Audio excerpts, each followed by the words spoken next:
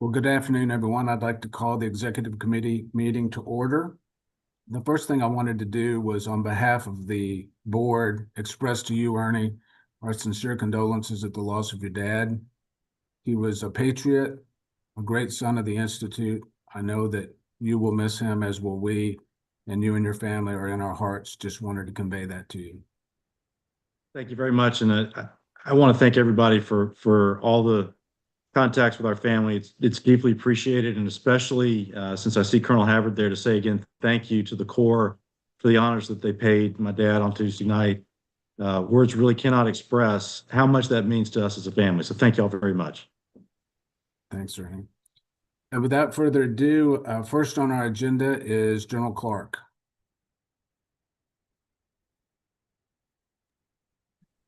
Good afternoon, everybody. Thank you for the opportunity to just give you all an update on a number of topics here across the Institute.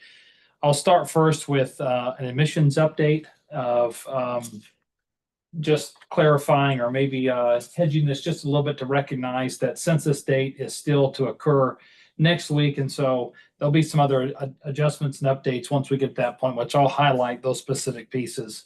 So the first slide here, you should see the 2026+3 class profile. Just highlight here just the admissions data. Going to move through this, rather succinctly.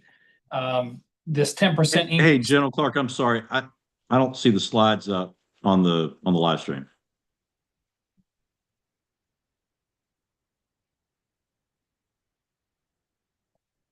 There we go. Thank you. Wonderful. Thank you. Just reflecting a 10% increase overall in the applications that we've seen. We had 1,710 appointments. Result of that generated 471 matriculants, an acceptance rate of 71%, and a yield rate of 28%. You can look at just the overall high school GPA of a 3.6. The transfer GPA for those that transferred from other institutions, primarily community colleges that we work those relationships with, as people that may turn down and bring them back later, and other transfers at 3.2. And you just see the profile of where the incoming class sat relative to their overall class rank. If you look at that top, second, and third, you can just sort of get a sense and feel of overall where those profiles met. Some demographic data, in-state, out-of-state. These will make more sense, particularly in-state, out-of-state, as we push into the later September meeting and move to the AFP and start to look at some of the budget impacts of that mix. And then finally, over on the right side of the screen, the matriculation attributes: 33% NCAA athletes, 38% attended open house, 39% attended STP. You can see the mix of STEM and non-STEM, and then what percent are engineering majors. So we had a nice movement in this direction in the STEM. And then you see some of the other qualifiers in terms of activities that some that make up the composition of this class. 33 states, 8 countries. Overall, very, very pleased with this mix and look and the overall quality of the class. Want to just put in here, just talk a little bit about the summer melt and the cancellation. This has been something we've spent a lot of time leading up into matriculation, because we had seen some of these headwinds coming and started to see some of the melt shifting in a different direction. And I've got another slide to show some of that. But we had 568 total deposits, which early on gave us a lot of confidence, but we started to see some of these other impacts with cancellations and the melt. A couple of them we'll highlight over on the right-hand side, but beginning on the left, just finances. That's always a factor with as a factor for enrollment. You can see others that attended the service academy or transferred to another senior military college or school with an ROTC program. And then there were even some that moved into enlisting directly in the service, as those overall enlistment bonuses have really moved in a very, very in a strong upward direction. I think if you take this right column, you take the 14 less RAD athletes, we would qualify that as a function of higher retention and on the teams. And so the coaches had fewer recruits they needed to fill their teams out. So that in effect is a good news story, but there's 14 fewer RAD athletes that need to be recruited because of retention. We had 12 that were turned down medically. We typically have 3 or 4, and some of these are the classic medical things that go through the fitness review process, but we had some that late into the summer, injuries that occurred with cadets. We had one that showed up the day of matriculation with a torn ACL, and we just had to, we had to turn them down and send them something we didn't know about till they arrived. And so we just had a little more medical issues than we've had in the past, a pretty big jump in what we saw in that. This third bullet is something we'll talk more about.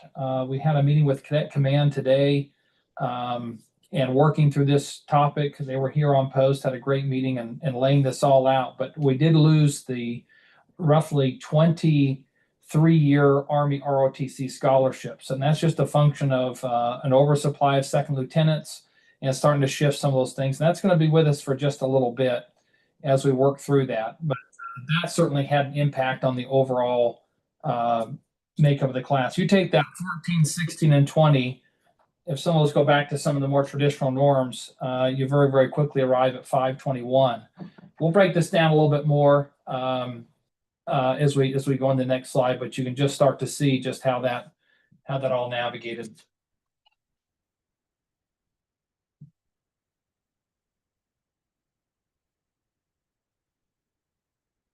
This is the summer melt and turn down. Just as you look far to the right of your screen, the black is the turn down medicals. As you can see, we typically have 1, 2, or 3. Had 12. The last time we had this kind of number was back in 2020. So a pretty big jump. The red is they canceled after reservations. You can see a jump there for those factors that we described. And then the canceling after they made a deposit was a rather large jump. But you can just start to see the way in which this data, there's more slides and more data than we're going to show here for this, and we can break this down more at the full board meeting as it returns in the fall. But we're still looking at a lot of this data, parsing through it, trying to figure out exactly how all these what happened with the eaches, because we know them individually, and see what took place to the extent that we were able, and show you here just in the next few slides what our plans are going forward. There's just a breakdown of the cancellation reasons. First of all, finances and tuition. 2, the medical, a big jump there. The 3, other, not really defined.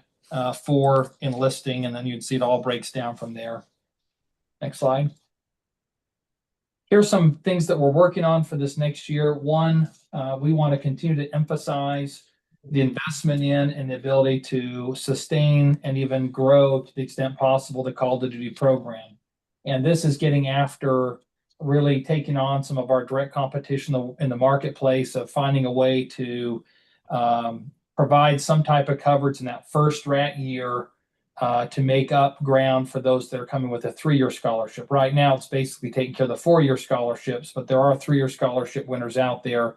And is there a way we can utilize the call to duty, make up that first year, and then bring them in? So we'll be looking at some of those opportunities and what the financial costs of those are. Looking at some of the overall structuring of the staff, as there's been shifting and moving folks around. So Shannon and her team are looking strategically at those locations. Interestingly, we've noted the losses in Virginia, and in particular among white males. And so we've got some opportunities to chase and go after that, specifically through the ways in which we get names through the Spark 451 and Career and College Board. These are different mediums under which we go find names. So we'll make some adjustments in the way in which we're pursuing that, and perhaps get some more opportunities.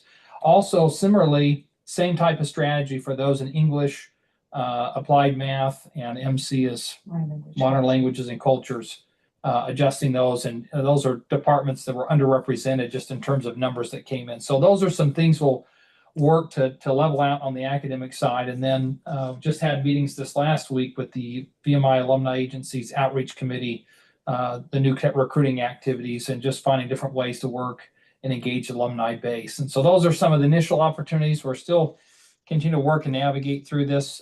Just in terms of timing, we are basically almost exactly 1 year or 1 month into the recruiting cycle. And so we've got a good launch, a good start.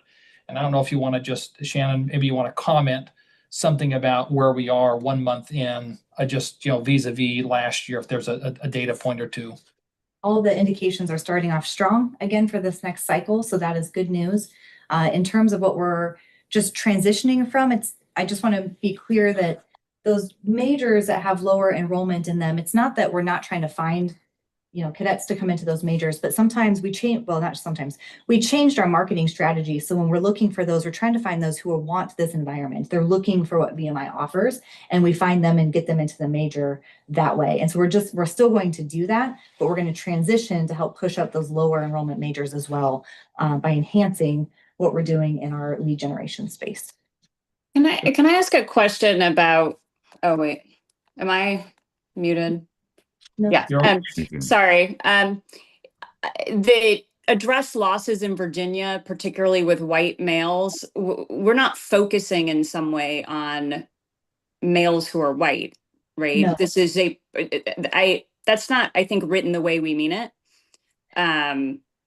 Or maybe I'm not understanding it, but I obviously, given that we're not going and looking for a particular demographic mix, it just reads a little strange. I definitely understand where you're coming from with that. That is just truly when we're breaking down data, and the decrease in white males in higher education is a known data point. And so we are just mimicking that data point that actually exists out there in all of the literature, that there's a decrease in white males overall. To your point, no, we are not going after just white males or anything like that. We are looking for the right person regardless of where they're from. And I would just remind that we are race blind when it comes to any of our admissions practices. Yeah, no, I thank you. I just wanted to hear that. And like I say, just the way I understand it might be a data point that's being used, but we just need to be very careful the way in which we're adding it into, that we're addressing something specific. So just a little, we should always be very sensitive to that. But thank you for that. And the other question I have is on the enlisting. When you showed the pie, the number, it was about 15% who decided to enlist directly.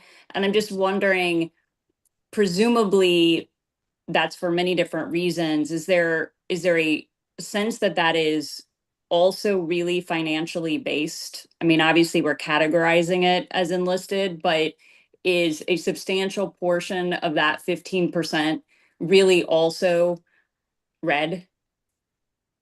So we would probably have to break that down. I would say it's likely that some of them are carried over.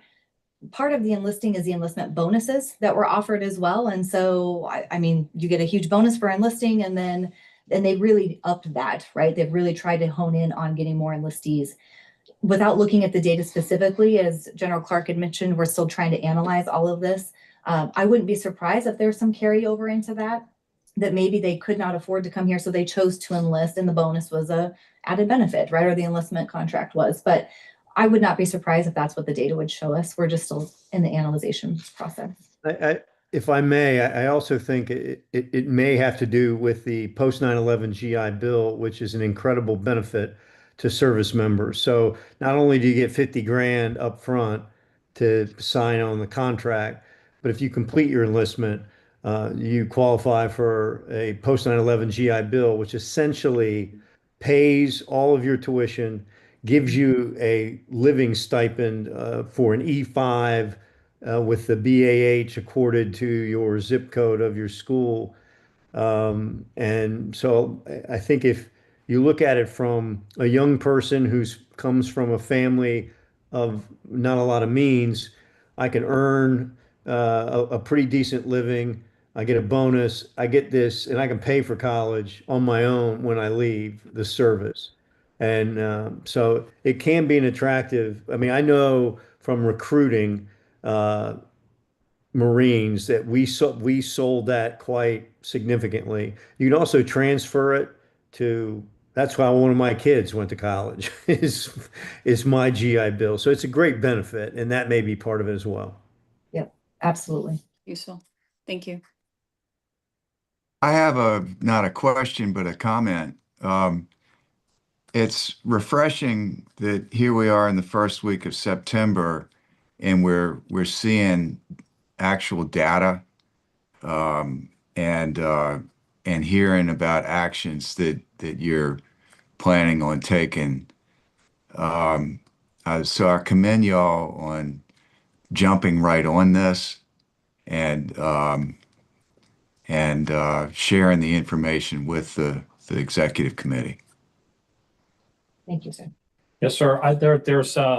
There's so much more to even say. I mean, this gets in so much other detail, but Sure. we're very, very excited just to continue to roll this out. And I think that the work that Shannon and her team has been doing and trying to slice and splice this, because it wasn't a surprise. We weren't shocked. We tried to communicate that early on where we started to see some softening and whatnot. But I think we all sort of had hoped we would come in higher than we did, but there was a lot of wind and a lot of factors out there that we knew we were facing. So thank you, sir. Next is just an update on the core. This is really the primary effort and work of Colonel Havard. I would just highlight one of the key pieces has been a significant work in General Order number 31, which is essentially outlines the overall fitness standards and performance of the Corps. And so we'll begin phasing in the elements of that program over this current academic year. I would probably best describe this as some element of a grace period as everybody gets up to speed, with a larger, more firm implementation as we all turn around to the spring semester. Some tools and resources that have been added, the remedial physical training program, and the elements that are associated with that Colonel Havener's team have put in. And then we partnered with Parkhurst, our food service provider, to provide a nutritionist, which was a really great partnership with them. And so that brings those two particular resources in to support it. Sanctions associated with the fitness program is the fitness probation that exists out there, for noncompliance. And then there's also some incentives for good performance. And you can see the breakdown about how well the cadets do on their particular fitness, the types of incentives that are out there. And so as we get after putting the teeth into the fitness and the fitness training and the fitness improvement program and probation and so forth, there are also, I think what we wanted to communicate was equally strong incentives for performance. And we're already starting to see that through the first assessment. And Colonel Havard, maybe you want to talk something about what you saw in the first assessment as just a little bit of a perspective for the board. The incentive program is definitely influencing folks to give a close to maximum effort. What we've seen in our non-commissioning cadets that have tested thus far. We offered a diagnostic test for non-commissioning student athletes early in their assembly for the fall early return programs, as well as all the out-of-season teams have already done their assessment. I have an affinity as a former baseball player, and I'm proud to report that every single non-commissioning baseball player passed, and I think 3/4 of them were 90 or above. That would have not been the case if I gave their statistics from last semester. So we think the incentive is providing the ability to step forward and perform to what you would expect an NCAA student athlete. We are seeing the same level of performance, maybe not in this dramatic performance uptick amongst the non-commissioning cadets that have tested thus far within the general core population. But when I started out notifying 50 people they would be in remedial PT, we are now down to 26 just based on that first test period. So we feel like it's got some momentum in the right direction, and I will be focused on those that definitely need a fitness improvement program to meet our fitness standards going forward. The next piece is a formal mentorship program under Commandant's Order number 1. And this is really formalizing the role that the cadets are taking amongst themselves and working and mentoring through basically the chain of command or through the classes. So you can see the breakdown there. And Colonel Havard, would you like to comment further on that? One of the largest developmental gaps that I recall from my cadetship was not being prepared as a a first line supervisor when I entered active duty, having never had the opportunity to mentor other cadets. And even if you went through here as a regimental leader or a class leader, you may not have had that formal opportunity to provide expectations and to critique performance of a fellow peer-to-peer. So that was one of the elements we brought forth in this program, is for our first class leaders, the leaders running the systems within barracks, whether it's the honor court class system, regimental system, or within our NCA. We'll provide that to the next level of leaders within the class system, et cetera. So the first classmen are the ones providing the supervised peer-to-peer mentorship to our second classmen, our sergeants in the regimental system. Some elements of the class system have second classmen as part of their organizations. And then for the regimental system, especially, the second classmen are having the opportunity to provide that peer-to-peer mentorship, supervisory assessment of the third classmen, the corporal levels. So we have kicked that off here within the next week or two. We should have all the initial feedback sessions accomplished across the various elements of the Corps. Myself, I mentor 22 cadets spread across NCAA athletics, the class system, and the regimental system. And most of my staff average somewhere between 12 to 18 cadets, and anybody that's, a TAC has at least 6 cadets that they mentor, and that's your company commander, your XO, and your 4 platoon lieutenants. So that's the elements of the mentorship program. We ran a beta program with me doing it with some of the regimental and class leaders last year. I took their feedback to address the form and how we could incorporate it larger scale. And the plan is moving forward, will be an emphasis for me this year, is expanding that to where every cadet in barracks will get some feedback next year. So it's rolling in privates and rolling in rats would be where we spiral to next year. I would just highlight this peer evaluation and this overall experience is a key part of summer ROTC training. This evaluation and peer-to-peer review piece is a part of it. So this turns out to be very formative development, both here as well as when they head off for summer training. Just highlight here on the right-hand side some of the revisions to the Blue Book that have been highlighted. Some of it's just clarifications and cleaning up some things that begin to make things a little more sense there, with elimination of the extended weekends, which just cleans up and makes it a little simpler as the cadets plan and prepare for their weekends. Not a major shift in terms of privileges, but a primary shift in terms of clarification, understanding.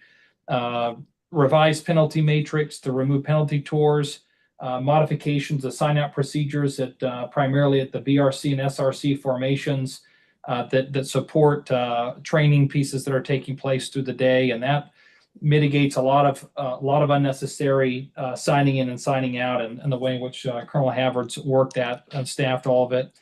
Reinstituted mandatory penalty tour periods, number 4. And number 5, suspension screening criteria. And I just want to highlight here, when we talk about the suspension criteria and the fitness and these overall standards, Colonel Havard and I have worked together.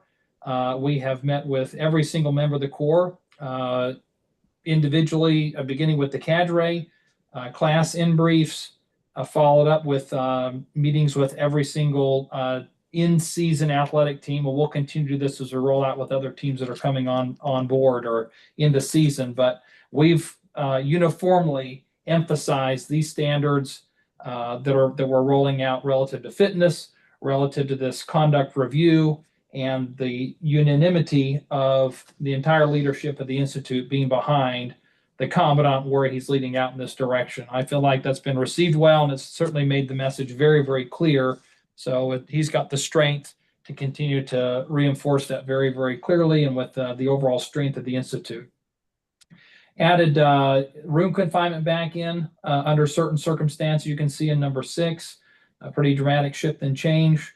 And then 7, just an overall streamlining the room inspection procedures, again, getting back to more standardization for the cadets to be able to respond and perform better. So those are highlights of some of the big Blue Book revisions that have taken place as we've rolled into this semester. Couple Next of quick, slide. Yes, Couple sir. of questions. Sorry, continue and then you may answer some of them as you go. Okay, we'll come right. Then finally, here's just taking a look at some of the conduct probation. If you look on the left-hand side of the cadets that are on conduct probation, that's decreased 22%. We had 46 cadets enter this fall. That was a difference from 59 that were there last year. And I think what I want to emphasize about this, working with Colonel Havard in the few cases that he and I have worked on, and that's not very many. He's got most of them. It's really just a function of laying out the expectations, which he started last year, and letting the people understand there's going to be a stick in this, and so you're starting to see the Corps moving and shifting in the direction of fewer cadets on conduct probation, 20 with excessive demerits, 13 on conduct related conduct issues, and then we had 3 readmits. Just to highlight for you all, that's meet individually with all those readmits as they're coming back in, highlighting the expectations of what we anticipate or what we expect from them and their performance as cadets. Colonel Havard, anything you want to comment on the conduct probation, other clarifications from what I've articulated?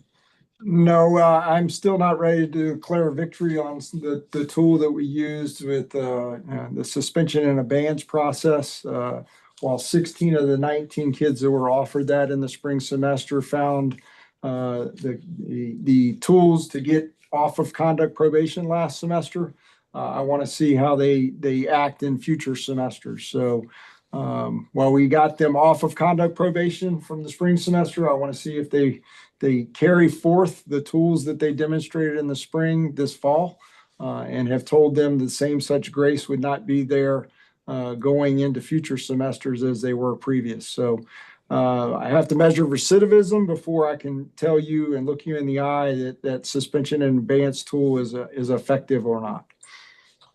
So he's just Can you explain what suspension and abeyance is? So they were offered the opportunity to come back at a reduced demerit level. So as a upperclassman cadet, as you may recall, Mr. Gotwell, you go on conduct probation at 75 demerits. Those who were given a suspension and abeyance came back at a 70 demerit limit. So if they exceeded 70 demerits the day during the semester, they exceeded 70, they were suspended. The paperwork had already been done, and I just escorted them over for a final meeting with the superintendent before they left.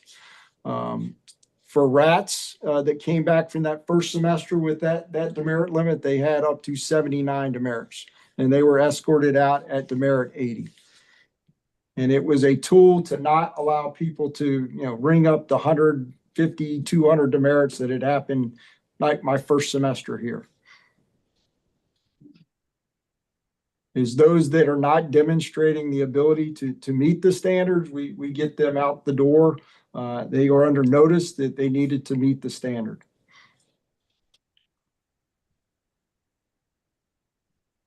Thank you. anything else, sir? You want to comment on this? The same kind of follows within the demerits. We had, for the first semester I've been here, no cadet exceeded 200 demerits, which again, I had not seen in my cadetship here. So I think we're trending in the right direction there. We do have nearly half this, or almost over 50% reduction in the number of cadets that exceeded 100 demerits.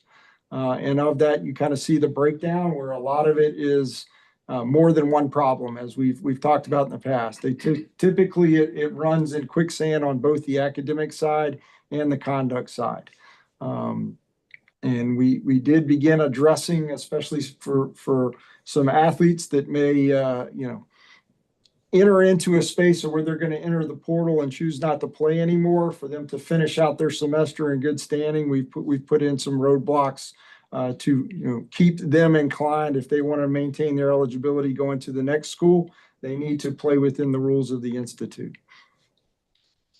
Just highlight here these efforts that they continue without abatement. We worked one as recently as early this week on Monday, but we had even through the summertime, we were working some of these and suspensions, dismissals, and so forth. So this hasn't just sort of like stopped and took a furlough period. These are efforts that we've continued to push and move right on through the summertime and even as recently as Monday. I'm still concerned on the 100 demerit front, that we're not putting enough teeth in the system. Historically, you get 100 demerits, you're suspended. We got away from that, and I think the cadets have really taken advantage of it. It's good that only 24 hit that last semester. In the time that I've been tracking it for the last several years, that's improvement. But if you look at the 10 essentially that wanted to come back and didn't leave for other reasons, none of the 10 were suspended. The 100 demerit suspension should be the rule, not the exception. In my mind, it's what it's always been historically, at least. I shouldn't say always, I don't know that, but it's been that way. And I think for good reason. We need to hold cadets accountable.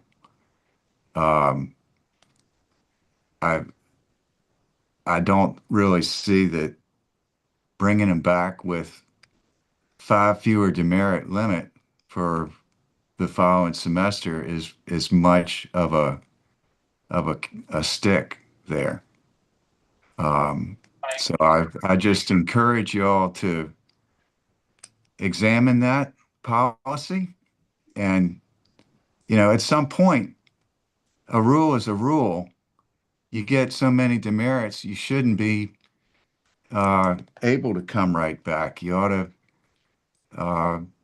tell the cadet, take a break and come back when you're ready to play by the rules, rather than flaunting the rules. I hardly think that we should declare victory that we didn't have anybody with 200 demerits. I know that's not what you're saying.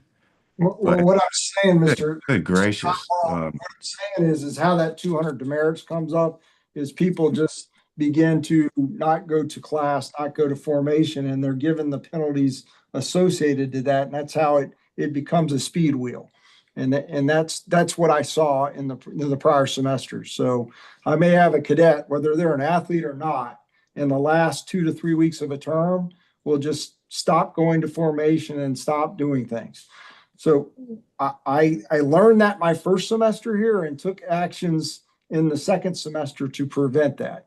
And one of the tools, especially in the portal case, is I had cadets marching PTs past taking their last exam to maintain their ability to move on when they were above that 100 demerits. I had other cadets that may have it ended at 101 and they marched 40 penalty tours to get the opportunity to come back in a suspension of abeyance. Now, is that something I see carrying forward 2 years from now? No. But I do think from where we were at when I got here to where we are headed, I think we're headed in the right direction. And in that circumstance for the 19 cadets in the spring semester, 16 demonstrated they can meet those standards at below 70. I'm not going to tolerate them going above 100. I mean, they've demonstrated to me they can meet our standards. And I think that is well articulated. But for the 10 that, are getting the opportunity to do that this year, I can tell you they had to work for it in the last month that they were here to be able to get the opportunity to come back. So your comments well taken.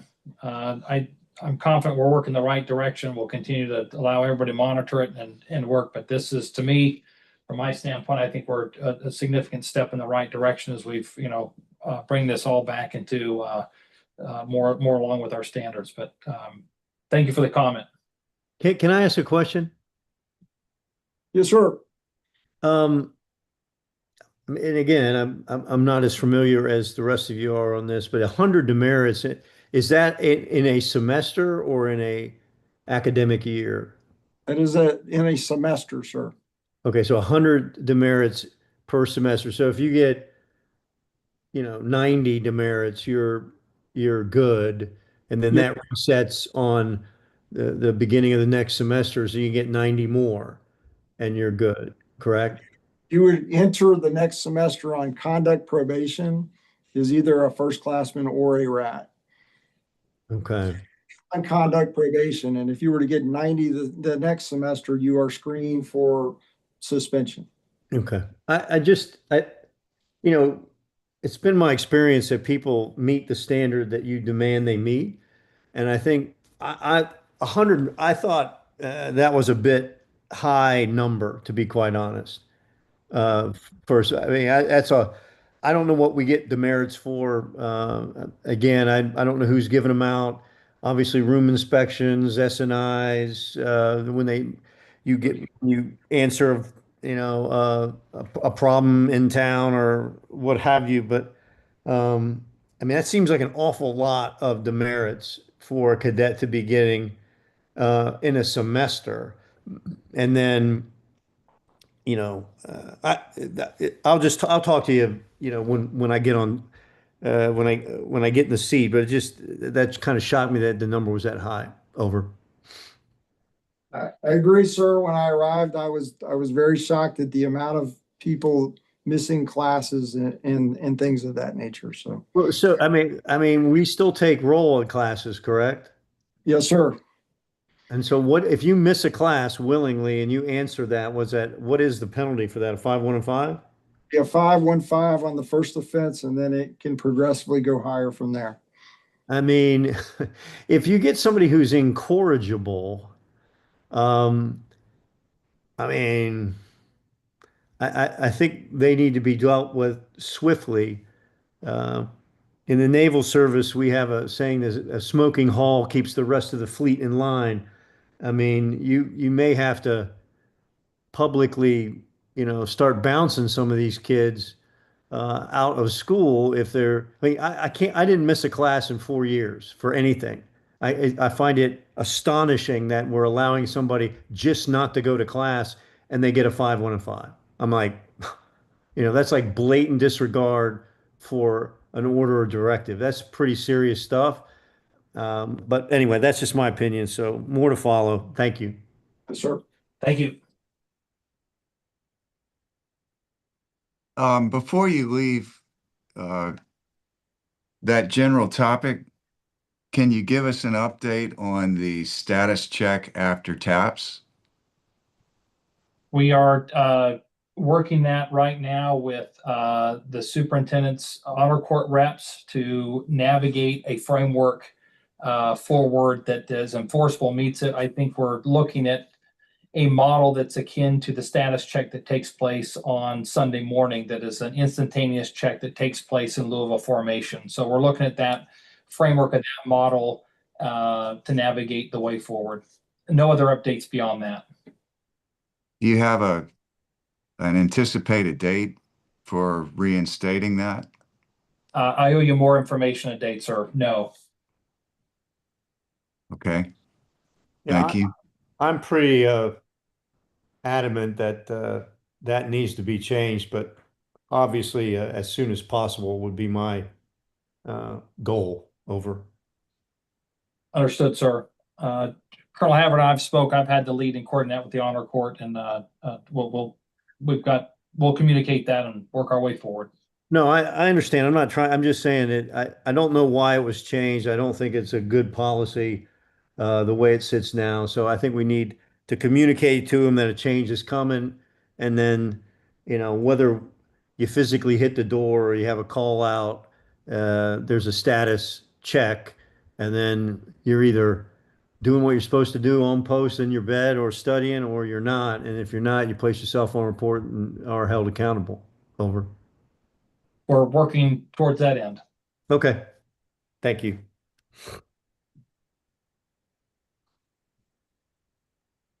just a quick budget update. We'll obviously work this in more detail with the Audit, Finance, and Planning Committee. But it's just a high level with the enrollment of the new cadets, 29 less than budgeted, the 500 versus 471.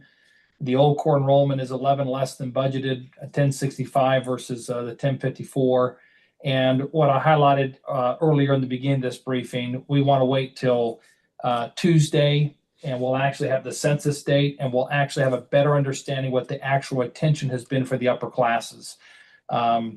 That will be the official, there's an add drop period, and then there's a national standard for, a certain number of days after drop add to have the census date. So that gives us the comparative data year over year, comparing apples to apples. And so we'll have a better feel for what that looks like Tuesday this next week. And we'll start to get a sense and feel of what these numbers shift and change as a result of any retention. So we're expecting that it may reflect a certain amount of improvement on those numbers with the old core. The enrollment of the new class on point number 1, obviously that's fixed. We begin the year, as you all know, with having held tuition flat for fiscal year 26. So we have that $775,000 deficit, which we'll work to balance. And then just to give a sense and feel of this differential between the 471 and the 500 is roughly about call it $1 million.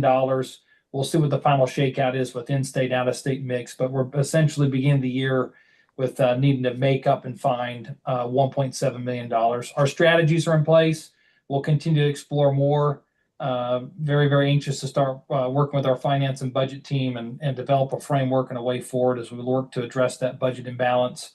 Longitudinally, as you all know, this is the last year with the last small class, which is the first class. So fiscal year 27 next year, the next fiscal year was always identified as the year that we could achieve the balanced budget and with the more stabilized enrollment and retention. And so 26 is still going to be a challenge, certainly exacerbated by the 471 versus 500. But as I mentioned, we'll start to see what the census data brings us, and we'll have a better clarity on those numbers. This is the entirety of the update on the budget. I'll take any questions.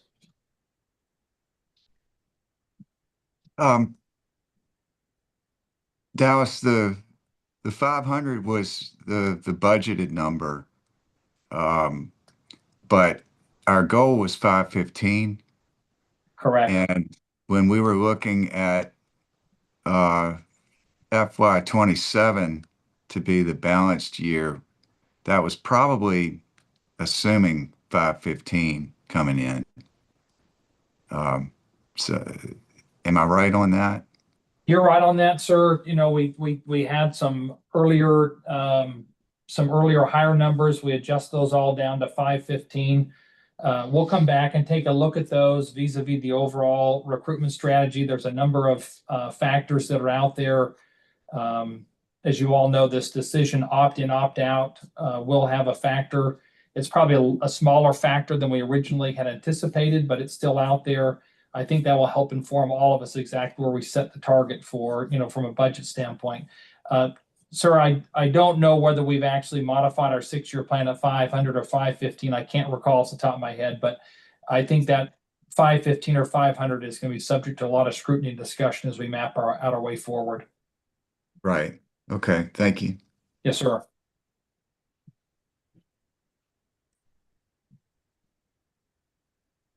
Finally, before we get to questions, I just wanted to highlight 2 other topics.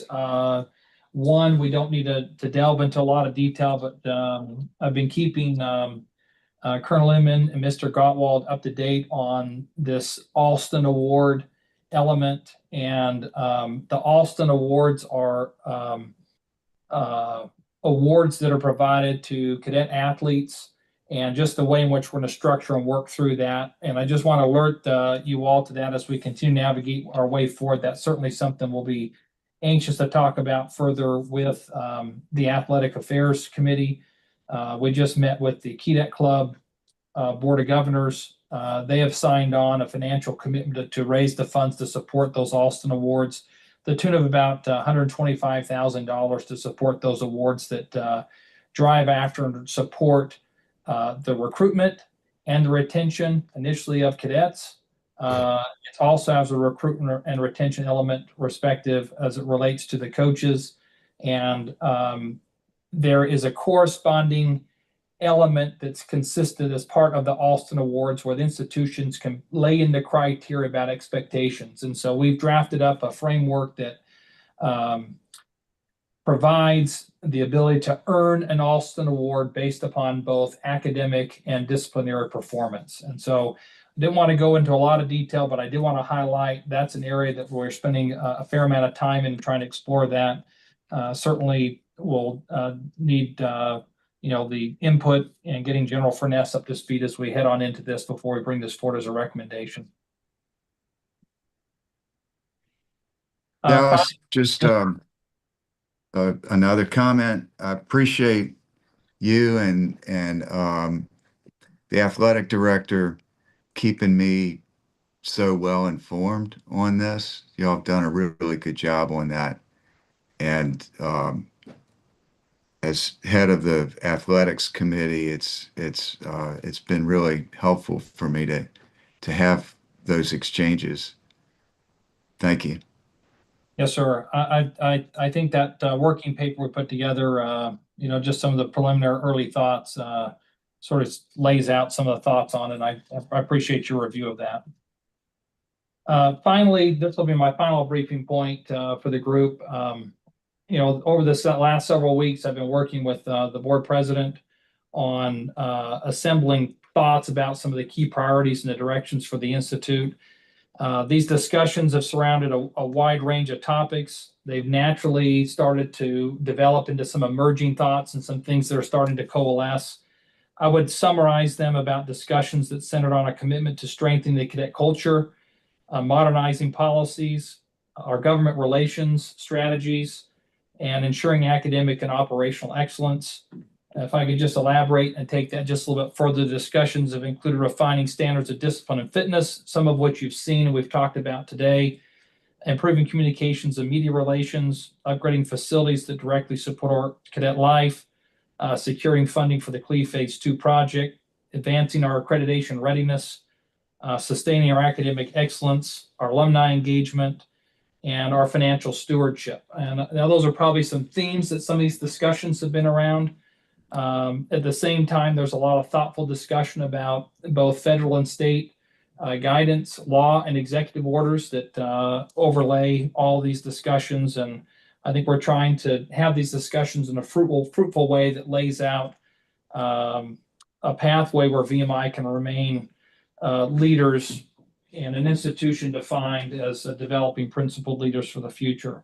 And then for the board's comment here for all of you, just on a personal note, if I could take a point of personal privilege, the Clark family is very much looking forward to receiving Linda and Elizabeth and General Furness to post. I think the entire team is working out to provide a very seamless transition to General Furness as he assumes the role as the Institute's 16th superintendent. And thanks for allowing that just point of personal privilege there. With that, Mr. President, turn the time back to you.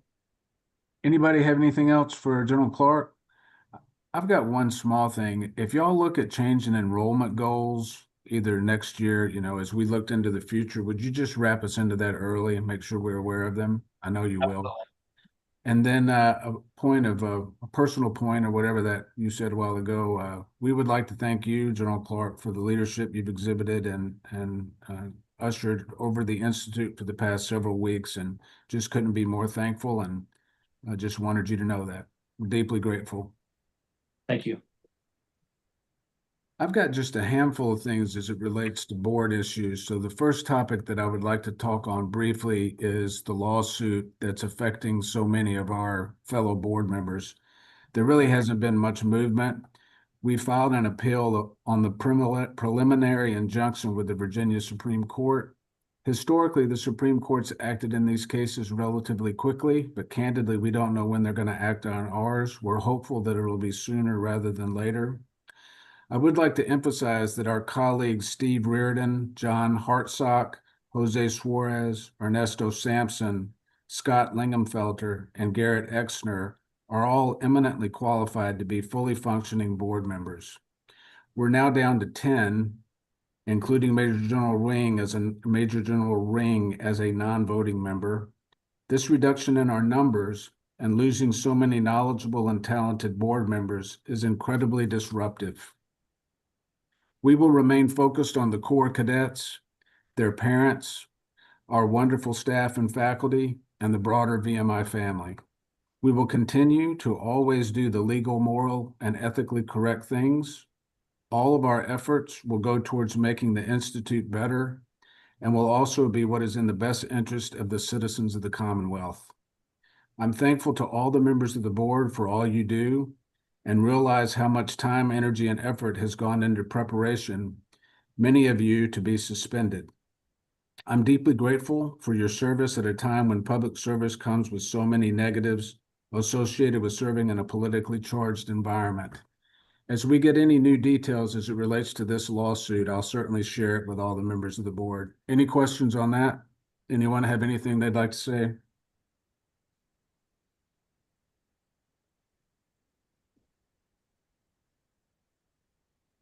Okay, well, since Ernesto is one of the ones that's affected, we have a vacancy on the executive committee. So I asked Major General Ring to sit in on today's meeting and to do so until we have it resolved by the Supreme Court one way or the other. So I just wanted to acknowledge that. Major General Ring, thanks for joining us. We look forward to working with you on the executive committee and benefiting from your wisdom. Thanks, sir. Appreciate it. Glad to be with you. I think Bill Wyatt sent out the schedule for the September board meeting, the latest committee assignments, and then I think we also sent out, although most of you already seen it, the committee responsibilities. So with 9 members minus myself, we can put 4 board members on every committee, and the 3 committees Jim Ring sits on would have a total of 5 members. In order to make this work, we can only have 2 committees meeting at the same time. If you look at your meeting schedule, and you can do this after the meeting, you certainly don't have to do it right now, but you can see on day 1, we have the Appeals and Advancement Committee meeting at 1 p.m. Athletics and Operations and Personal Affairs will meet at 2:30. I think the Nom and Gov will meet maybe for the last time at 4, and the Executive Committee on that day 1 at 4:30 p.m. Then on Tuesday, day 2, after the superintendent's agenda session in the morning, Academic Affairs will meet at 10:40, AF&P and Core and Military Affairs at 1:45 in the afternoon. We're going to get a construction tour from 3:30 to 5 p.m., and this is all on day 2, and then dinner. And then day 3 is like it normally is. We'll have the open meeting in the morning, followed by a closed session, and then we'll aim to be finished no later than 1 p.m. I do think, and I've spoken with several of you, I do think that we need to consider adding a number of advisory non-voting members to our committees. I've asked Bill Wyatt to send and have reviewed BOV rosters going back several years, 10, 12, 15 years. And that's where I recommend we begin to look first to see knowledgeable folks that have been appointed by governors from both sides of the aisle that can come in and provide a little bit of expertise should we need it. I think I want to wait just a little while to see if we get an indication on when the Supreme Court's going to act, but I will, in parallel, be looking at particular people that might have the proclivity and the skills that we need to serve on certain committees as we go forward. Anybody have any thoughts on that or any concerns as it relates to that? I think it's a good idea, Jamie. And I have some other thoughts around maybe a cohort or 2 of folks we could look at as well. You know, maybe take core leaders from a number of years out of VMI, and look at those lists and see who's around and available. That sounds good. Yeah, I'll definitely do that. Anyone else? Now let's see if I can articulate this. Regarding the bylaws, So we had gone a direction with the bylaws where we were going to grant quite a bit of power to the board president to be able to direct or influence which committees were stood up or stood down almost unilaterally. Got some wise counsel and some advice that indicated that might not be the best way to go. And so we've revised the bylaws where we actually have a list of all the standing committees. It's in a draft form, but it's almost in a final draft. And we should be able to get out to you and then the broader board at the beginning of next week, and we can vote on them at that particular time. Kate, is there anything I missed on that you'd like to add, perhaps? No, I think that's a good explanation of sort of the change of, so it will reflect, just to be clear, I think the updated draft will reflect the restructuring as you've recommended in the matrix that we've all seen. It just will do it sort of in the traditional narrative form that it has appeared in the bylaws. But then I think just to be clear, as a voting matter, ultimately this will need to go to the noms committee that still exists, then to the executive committee, once we're in Lexington, and then the full board would be able to vote. Super. Thank you, Kate. On that note, so will we have I'll call them mandates, that's maybe the wrong word, but descriptions of the areas of responsibility for the different committees still included in the bylaws, as has been the case in the past? Yes. Okay, so then I probably owe y'all a draft for the advancement committee because it's the only one that doesn't have that descriptor already from prior iterations of the bylaws. I think that's probably correct. We might have a draft copy of it, but I think you're probably correct. Okay, I'll get something to you, and then you can fold that in for Nom and Gov and the wider consideration. Why don't we, after the call, if Bill's able to forward to you the draft bylaws as they appear now, so that you can kind of see what that full structure looks like, so that you don't do duplicative effort to what he's already worked on. Sounds good. Thank you. I've really only got two more things. I think sometimes it's human nature to myopically focus on the negative. I just wanted to share with everyone that there's an awful lot of positive things going on.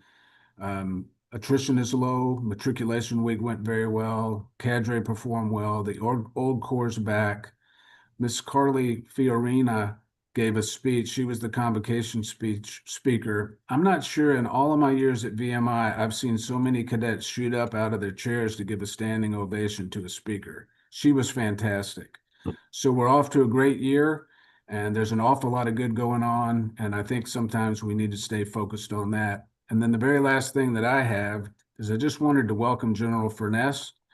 Dave, we're delighted that you're our 16th superintendent. We look forward, and I commit to you, that we'll work together and we'll stay focused on the cadets and our mission.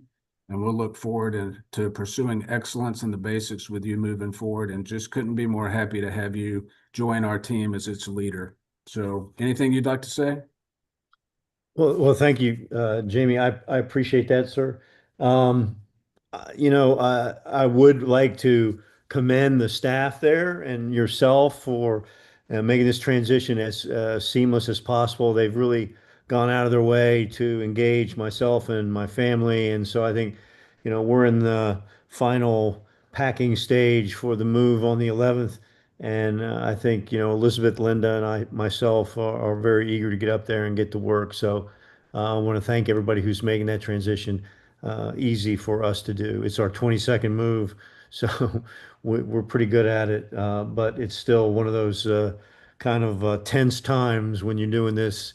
At PCSing is just a stressful time, and you guys are making it as non-stressful as it can be, and I appreciate that. Thank you. It's our pleasure. That's all I have for the group. Does anyone have anything? Bill Wyatt, anything I missed? Sir, I think you covered it all. Colleagues on the executive committee? Hearing Good. nothing All good. further, I'd like to enter a motion that we adjourn the meeting. So moved. Could I have a second? Second. Second. All in favor, say aye. Aye. Our meeting is adjourned. Thank you, everybody. Thank you. Thank you.